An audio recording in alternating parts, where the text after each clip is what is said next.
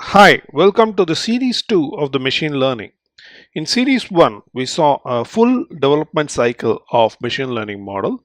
We also deployed the machine learning model as a web service and we ran through a few iterations of testing the service as well by giving various inputs.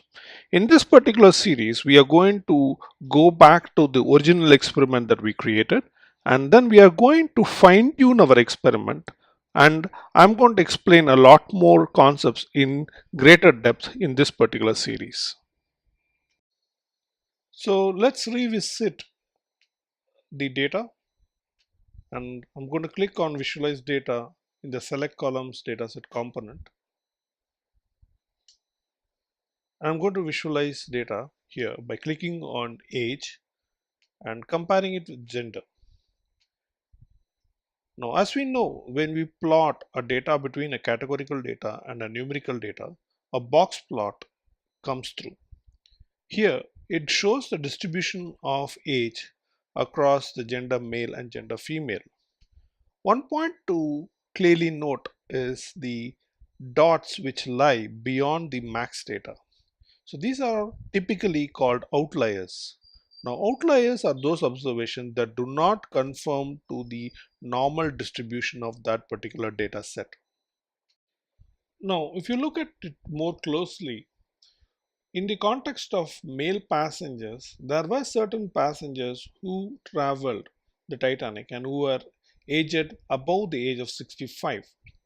And there are very few passengers on that particular note. And hence, these can be considered as outliers if they are trying to influence the outcome. Now, what do you mean by that? Now, let's just compare age with survived. Now, as you can see here, in the context of survival, a lot of those passengers who survived were between the age of 0 to somewhere around 60, 65 or 64. There is a certain passenger who survived at the age of around 80. Now that seems to be an anomaly, or that seems to be an outlier in that particular data set, and we need to take a corrective action on this particular data point, because we believe or we see that there is a strong evidence that passengers at that age did not survive in larger numbers, and hence we do not want this particular data point to any way influence our outcome of survival. And hence what we are probably going to do here is there are multiple strategies. One, we could go ahead and change this data set to a more normalized data point, or we could weed out this data set because this data set might influence the outcome. Hence we might want to weed out this particular data point from our training exercise. So we will go ahead with the strategy 2, which is weeding out this particular data. But before we weed out the data, let's just capture the metrics that we had observed earlier. Now this is just in case for us to kind of verify if that particular change has reflected in a better model. So as you can see here, I have captured the metrics here, and these were the metrics that were captured for the first run of that particular experiment. I'm going to go back into the experiment and I'm going to make the change so that we can weed out that particular data point from our analysis. So let's go ahead and weed out that particular data point. In this particular context, we are going to use something called the split data component, which we had already seen earlier. The split data component, we're going to drag and drop from the components into the workflow, and we are going to attach it to the clean missing data here. Correct. And we are going to give a relative expression, and the relative expression is going to be the form age less than 80.